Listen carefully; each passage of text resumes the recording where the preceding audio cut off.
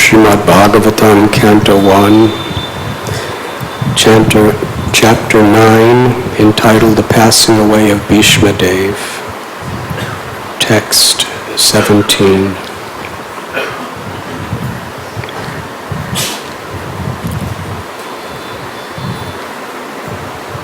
Before beginning, I'd like to welcome my dear God brothers, Vyaski Prabhu and Pritam Prabhu.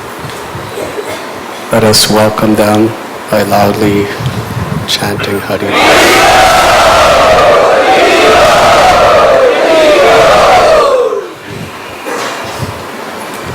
Today is, on our Vaishnav calendar, Bhishmashtami. So it was decided we should speak something about Bhishma Dev today. Today's verse, Bhishma is speaking to Maharaj Yudhisthira.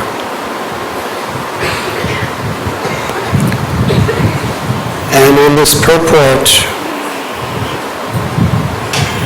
Srila Prabhupada is telling how the Lord teaches the world through his devotee. There are many philosophical lessons and very subtle instructions as well in this incredible story.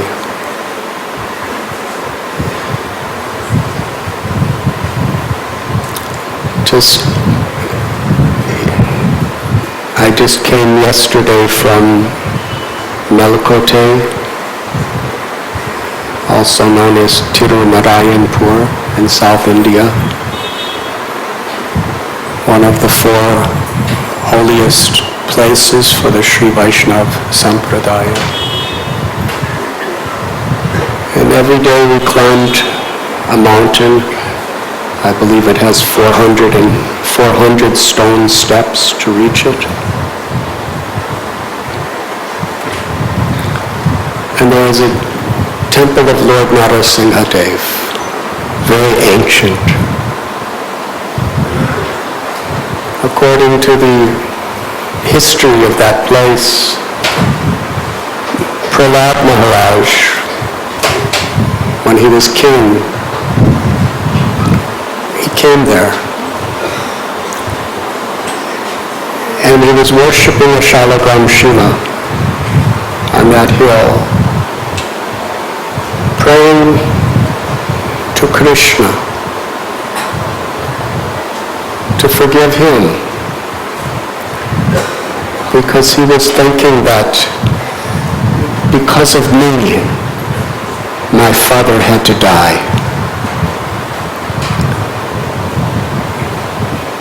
He was not seeing blame in Hiranyakashipu, he was seeing blame in himself.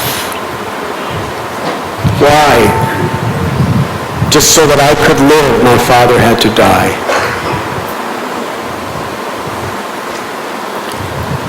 So he was worshipping Krishna, Lord Narasingha Dev, in the form of the Shalagram, to forgive him for his offense.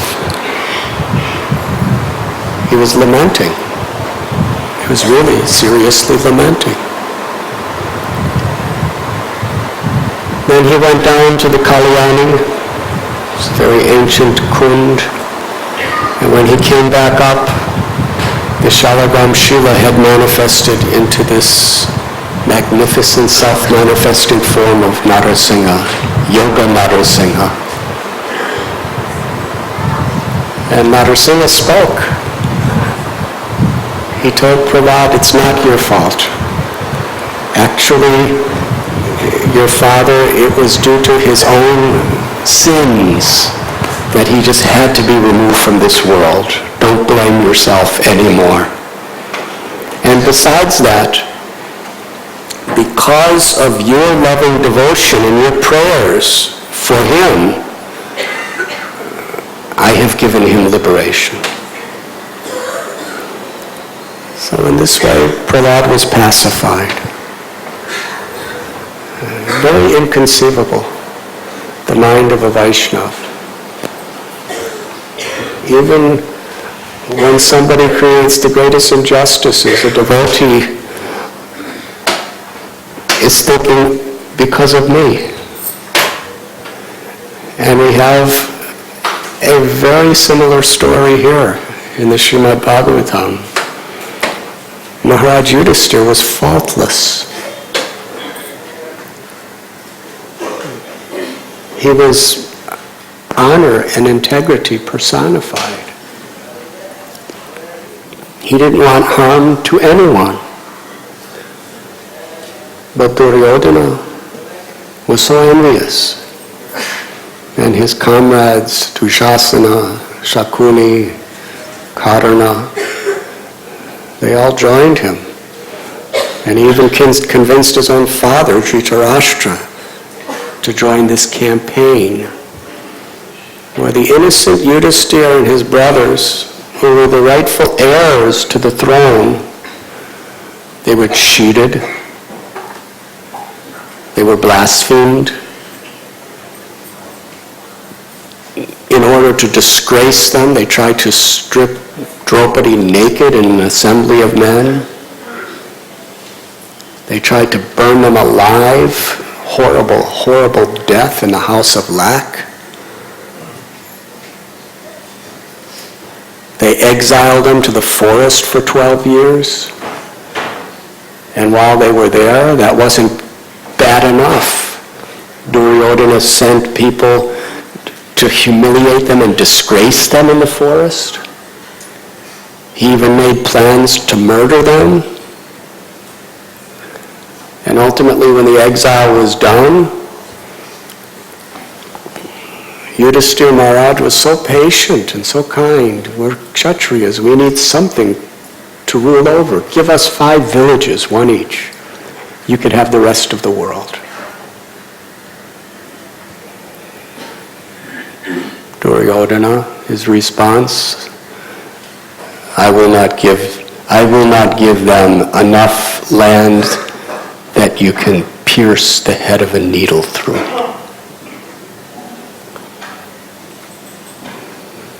He was so envious. He was living by such a treacherous example. He was the personification of adharma. And meanwhile, Yudhisthira Maharaj was always his well-wisher. He was kind.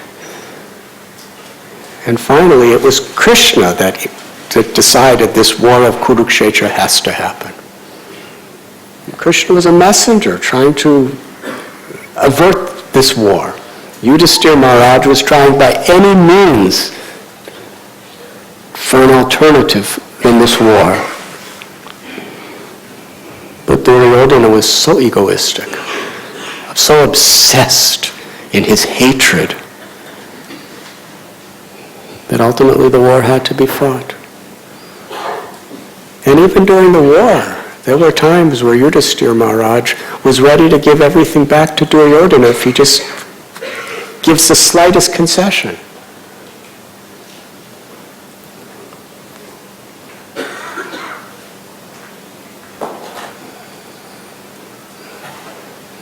After Kurukshetra, so many people died. And Yudhisthira Maharaj was coronated as king.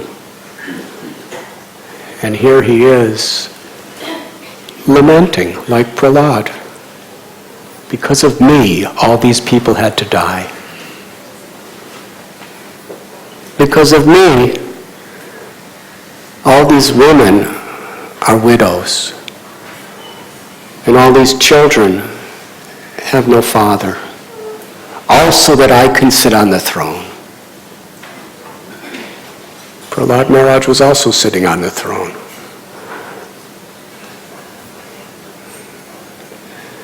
This may seem illogical. It may seem impractical. But it's Vaishnavera Kriya Mudra Vikena Bujai. It's the inconceivable nature of the heart of a devotee, a true devotee. Just the opposite of material conditioning. We are very eager to blame people. Blame people for what they've done against us. Blame people for our own shortcomings. Blame either other people or circumstances or material nature or God or anything or anyone for our mistakes, for our failures.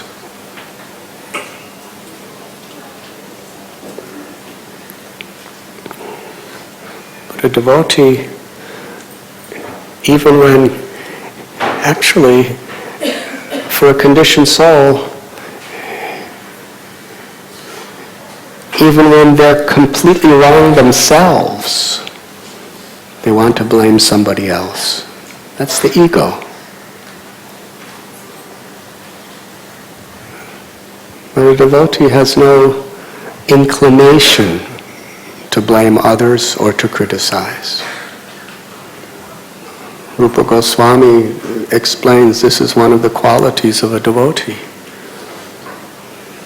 that the propensity to criticize others is not in that person's heart.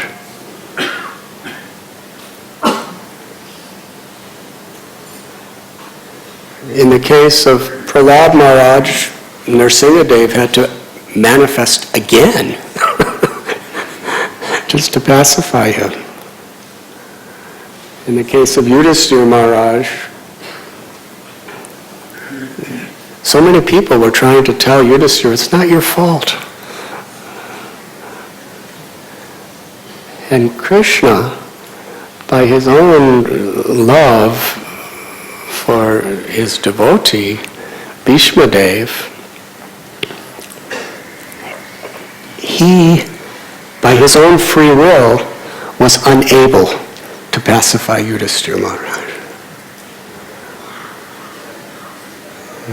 So he brought Yudhisthira Maharaj from Hastinapur back to Kurukshetra with the Pandavas, because Krishna wanted Bhishma to get that credit of speaking the highest truth to pacify the heart of Yudhisthira. And also, Bhishma, who was laying in a bed of arrows, from his neck to his feet, you couldn't put your finger between two arrows. There were so many arrows.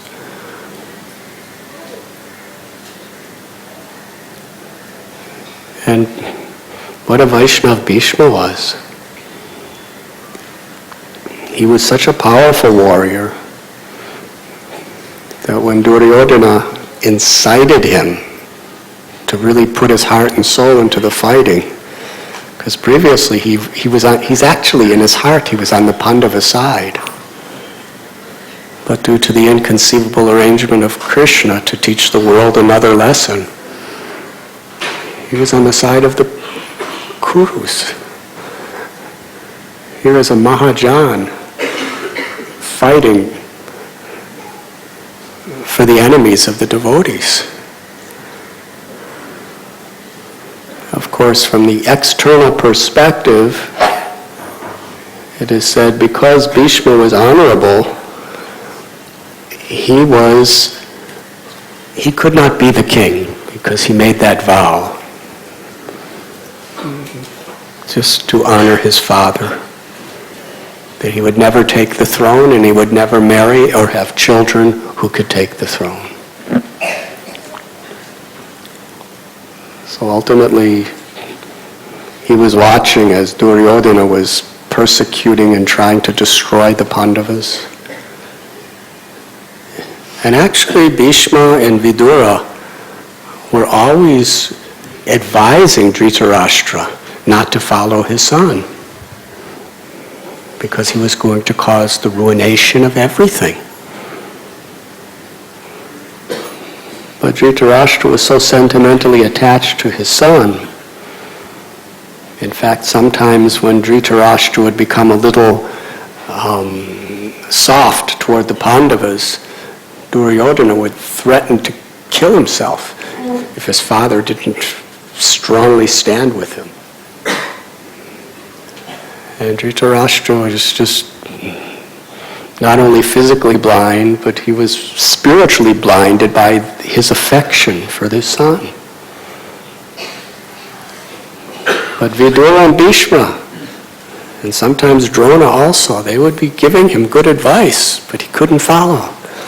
And sometimes they would chastise Duryodhana, but he couldn't hear anything.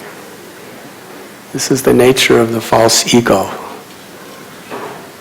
Even the best advice from the best well-wishers, we cannot hear because we're clouded over by obsessions.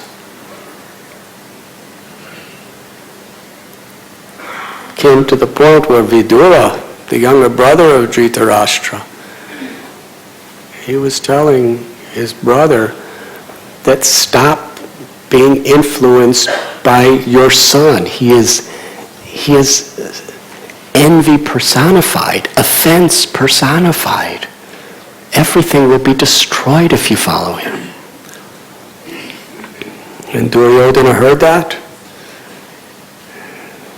Outraged, he banished Vidura from his home, from his family, and from the kingdom.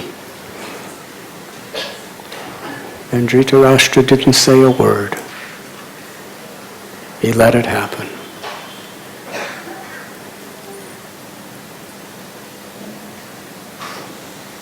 But still, Duryodhana was the king, and from the perspective of mundane dharma, it's the duty of everyone to support the king. Duryodhana was maintaining Bhishma, and Duryodhana asked him to be the commander-in-chief, so Bhishma had to do it. But actually, he didn't have to do it. According to Srila Prabhupada, he was just so surrendered to Krishna. He knew that the Pandavas would win and the Kurus would die. Why? Because he knew that Krishna was on the side of the Pandavas. But Krishna had a plan just to show even the greatest person in the world is going to be defeated if he's on the if he's against Dharma, if he's not on the side of God. So during the war, Duryodhana, he really started criticizing Bhishma so bad because he was sentimental toward the Pandavas. So Bhishma said, okay, tomorrow I'm really going to fight. And he did. He was like a cyclone. Nothing could stand before him. He destroyed a major part of the entire Pandava army single-handedly in one day. And Bhima with his club, Arjuna with his bow and arrow, Yudhishthira, Sahadev, Nakula, great warriors, Drishtajumna, all they could do is stand on the side and watch. There was no possibility of even fighting against him. He was too much. They tried, but it's like, throwing a stick into a cyclone. That was the military status of Bhishma. And when the sun set, Bhishma honorably stopped fighting. But it was obvious that the next day when the sun rised, no one would survive the Pandavas. Bhishma would destroy everything.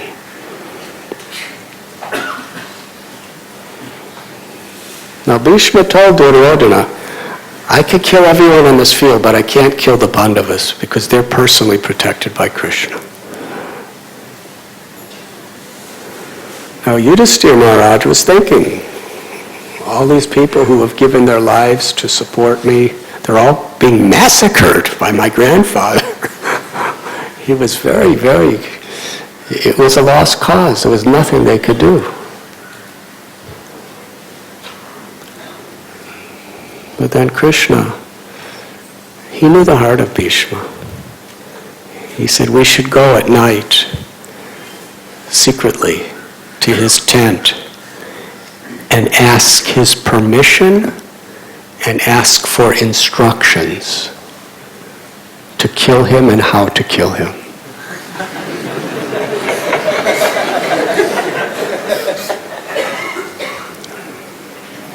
Now this is a very different type of battle with honor. So Krishna and the 5 Pandavas, quietly in the dark of night, they went over the lines to where the Kurus were and went right to Bhishma's tent. Meanwhile, Duryodhana was glowing with joy because he knew tomorrow everything's finished and I will be victorious. And when they came before Bhishma, the Pandavas started to cry. Bhishma welcomed them with so much love. He was their grandfather and they were his favorite grandchildren.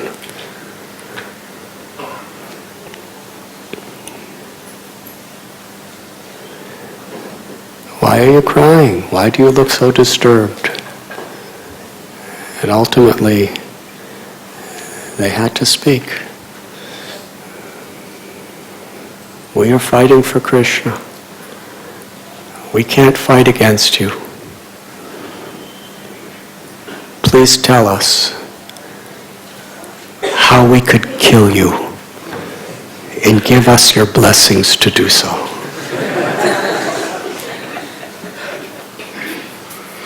Now this was more painful for Yudhisthira and Bhima and Arjuna to ask. It was really painful because they loved Bhishma. As far as they were concerned, besides Krishna, they had no greater well-wishers in the world than Bhishma and Vidura. They personally saved their lives on many occasions. Even though due to circumstances they were in a very difficult situation, having to fight for the Kurus. So their hearts were heaving with agony to ask this question.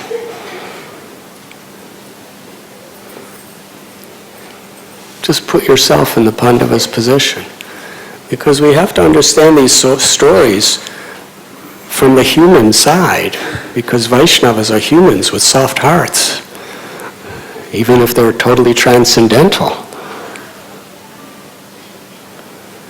Think about going to your own father or grandfather and asking, give me your blessings to kill you. When they're at the peak of health, and at the peak of their career, as Bhishma was. Very, very painful. But as soon as they asked the question, Bhishma went into ecstasy. He was smiling, glowing with joy. I was waiting for the day you would ask me this question. And it's a long story, but he told his own story. And ultimately he gave them the instructions. Arjuna, you're the only one who can shoot these arrows through me. So on the battlefield, bring, Shikandi? Yes, bring her before me. Him, her, whatever.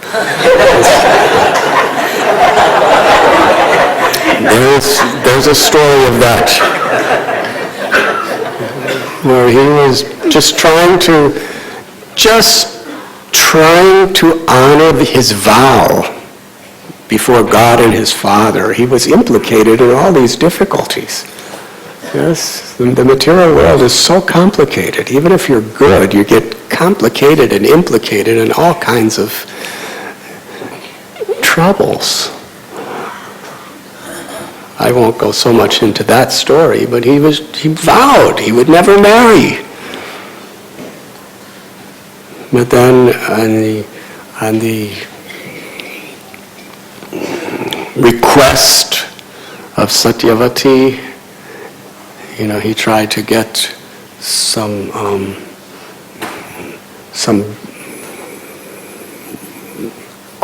princesses for the prince, yes. So he helped out, and one of those princesses, she was just about to get married to somebody else. And when she told Vichitravirya, the prince, about that, and he said, well, I can't marry you then.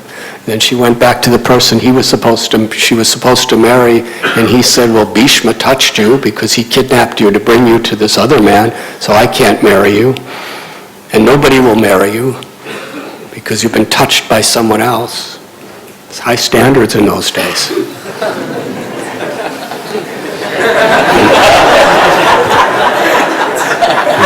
These were kshatriyas. It was honor. She didn't want to be a widow. So the only person in the world was Bhishma, because he touched her.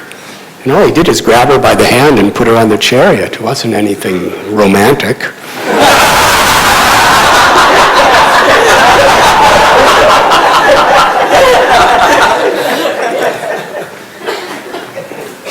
So what to do? So she went to Satyavati, and Satyavati said, Bhishma, you should do it. Bhishma said, I made this vow, I can't do it. And she went to Parasuram, and Parasuram fought with Bhishma. So she worshipped Shiva and ended up becoming a warrior. Shikandi, who was born specifically to help kill Bhishma. Now, actually, secretly, Bhishma revealed it was out of her love, because Bhishma wanted to die. He had this benediction that no one could kill him. Yes? Until he desired to die himself. And he couldn't commit suicide, because that's sinful. And nobody could kill him. But actually, seeing the injustices against the Pandavas, he didn't want to be in this world. All his brothers got to go back to their abode. But somehow or other, he had to stay in this world, and he knew he wasn't this body. He wanted to go back to Godhead. He loved Krishna. So he took this as the greatest opportunity. Bring Shikandi, and then Arjuna, shoot your arrows. So the next day in the battlefield, everything was exactly. And Arjuna was shooting the arrows. But Arjuna loved Bhishma too much. He couldn't shoot him hard. And Bhishma was telling him, shoot harder. Because Bhishma's body was very like a mountain. And Arjuna had to shoot with all of his strength to penetrate his body.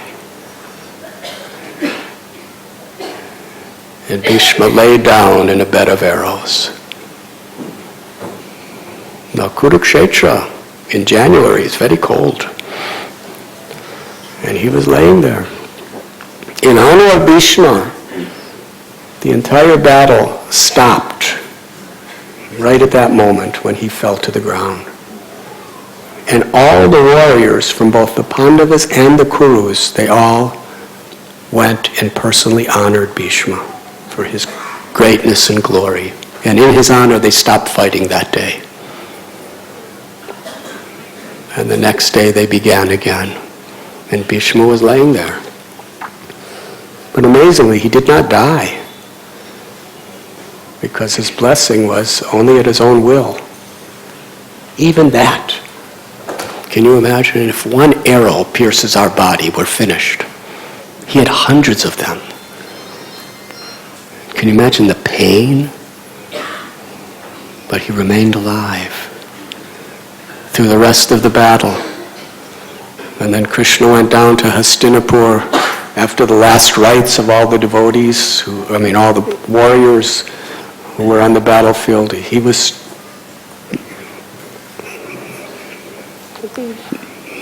alive. Then the coronation of Krishna, and then Yudhisthira Maharaj was lamenting, Bhishma knew that Krishna would come back for him. He had that faith. He only wanted to die seeing the beautiful moon-like form of Krishna, Shamsundar. He had that faith. He was waiting on the cold, dusty ground of Kurukshetra all alone for many days. And Krishna actually brought Yudhisthira back there for these two reasons. One, to glorify Bhishma, to show his power, to inspire and give courage and happiness to Yudhisthira, to instruct the whole world through Yudhisthira. But on the highest platform, Krishna wanted to fulfill Bhishma's heart's desire to stand before him at the moment of death. So here we have Krishna and the Pandavas all bowing down before Yudhisthira Maharaj. And Krishna blessed Bhishma. They all bowed down to Bhishma. Krishna blessed Bhishma to speak these profound truths, to relieve him of all pain so that he can speak. And toward the end of the discussion, in these particular verses that we're reading today, Bhishma, who is a Mahajan, one of the 12 highest, most learned authorities on knowledge, is admitting no one can understand the plan of the Lord. Why did the Pandavas have to undergo such difficulties?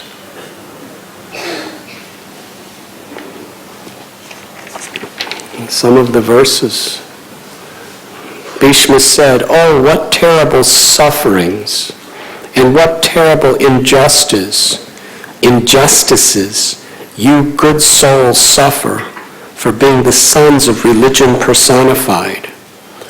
You did not deserve to remain alive under those tribulations, yet you were protected by the Brahmins, God, and religion.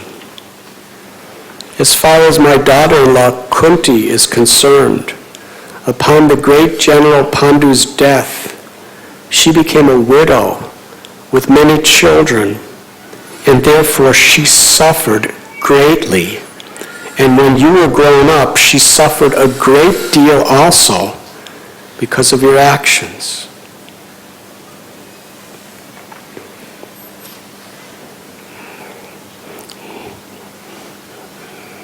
How is it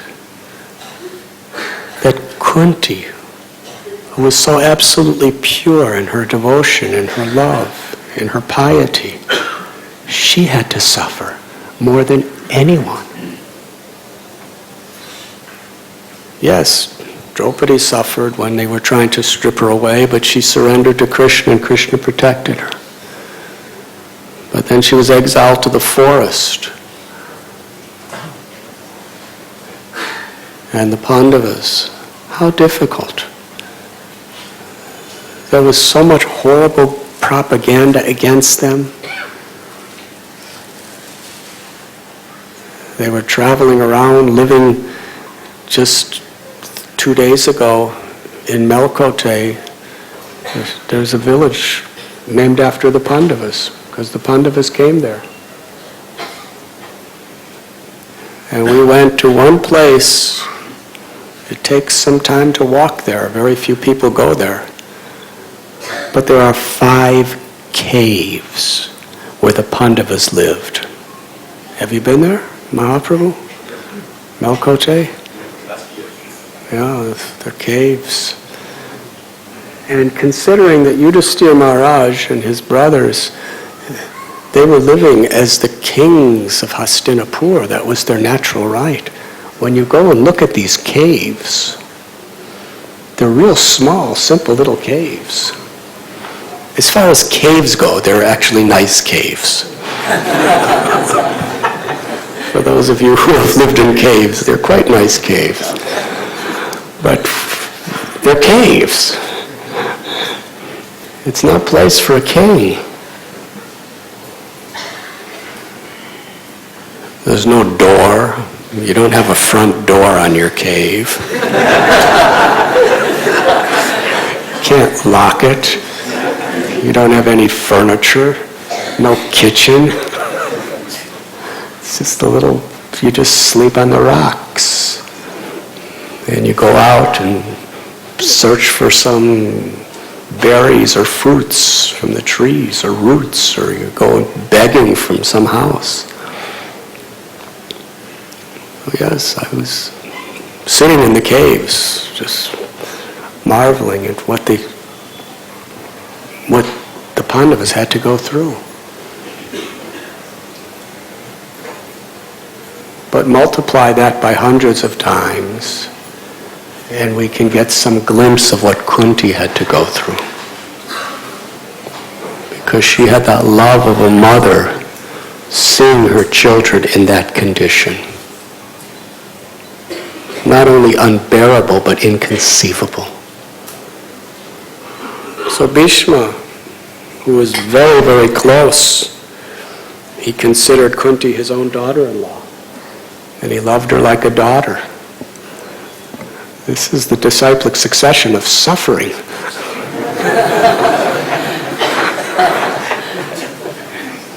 Kunti suffered so bad to see her children, her son suffering, and Bhishma is suffering, seeing his daughter suffering. Why? Bhishma's asking this question, why? There's laws of karma where you're supposed to get what you deserve. Kunti didn't deserve this. The Pandavas didn't deserve this. Why? Then Bhishma gives his opinion. In my opinion, this is all due to inevitable time, under whose control everyone in every planet is carried, just as the clouds are carried by the wind.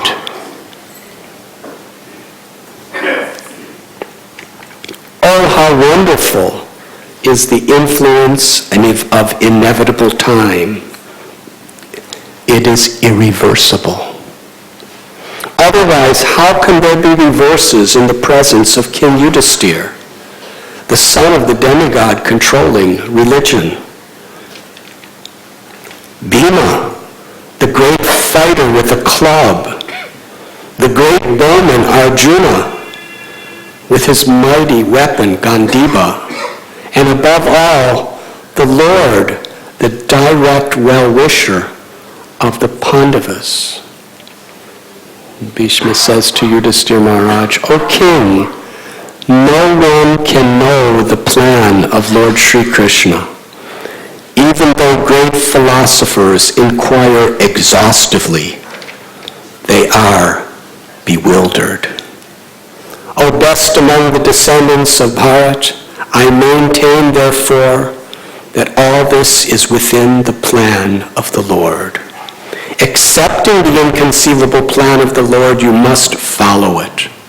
You are now the appointed administrative head, and my Lord, you should now take care of those subjects who are now rendered helpless.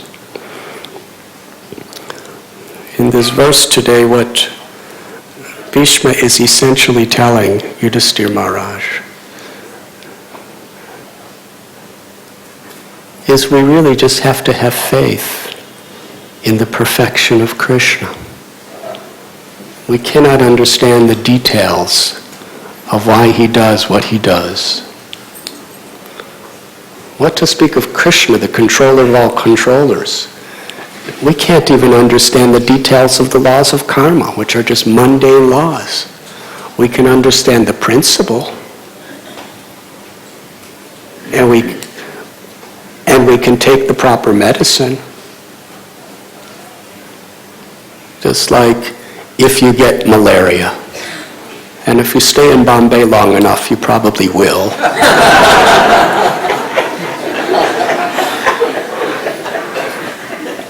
And it's very high fever.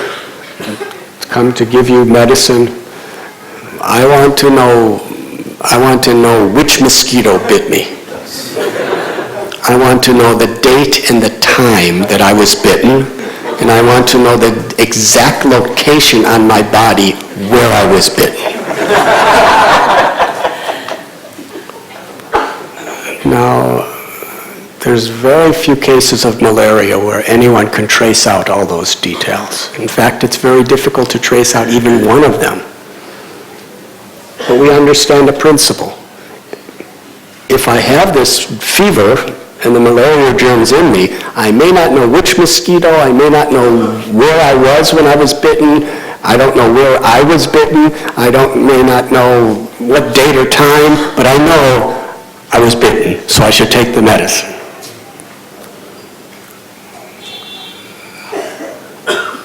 So while we're suffering, what the karmic is, we may not understand exactly what the karma was of why I'm suffering.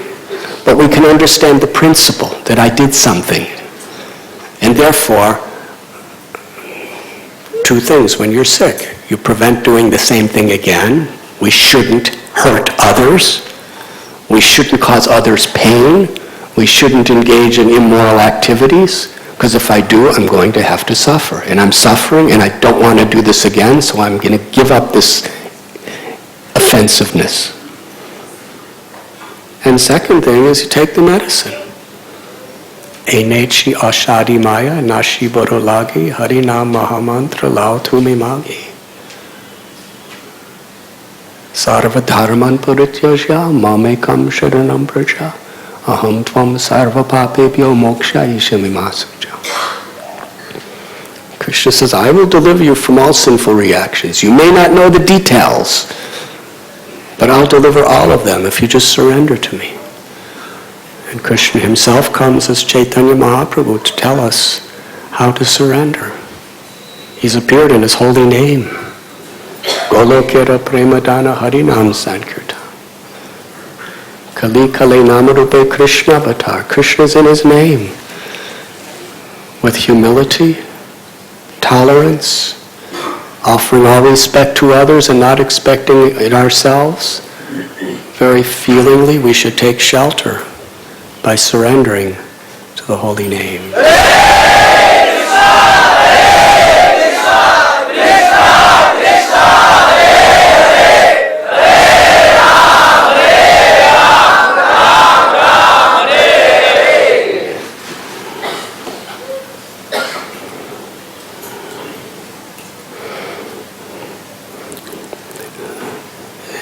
Bhishma is telling Yudhisthira, you may not understand it, but you're a surrendered soul. Whether you understand or don't understand, just carry on with your devotional service. He's saying you're the king, it's your responsibility, it's your duty to Krishna. Go back and rule the kingdom. They are helpless. This is an amazing verse. Whether we understand or not, our service as the Lord is ultimately to be an instrument of compassion to people who are suffering. Just carry on with your service. Matra sparashasta konteya sitosna sukadukada agama payano nityasthams tatikshasva bharata.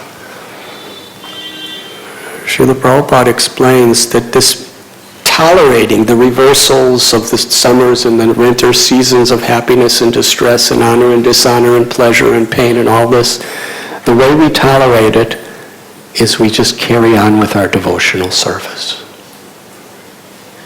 This is what he's telling Yudhisthira. And the greatest service we could render is to help Srila Prabhupada, in our case, to give Krishna consciousness to others.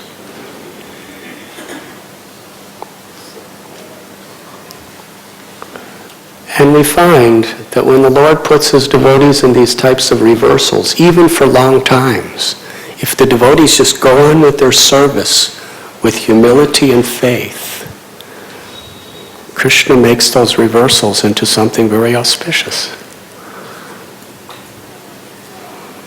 Can I tell you another story of Melkote?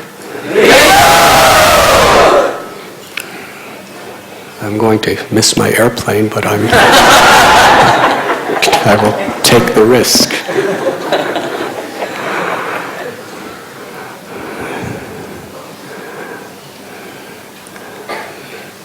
Ramanujacharya is the great disciple of Yamunacharya. He was the most powerful acharya in all of South India. He was living in Srirangam, and he had thousands and thousands and thousands of disciples. People loved him. One of his disciples was a grihasta named Quresh.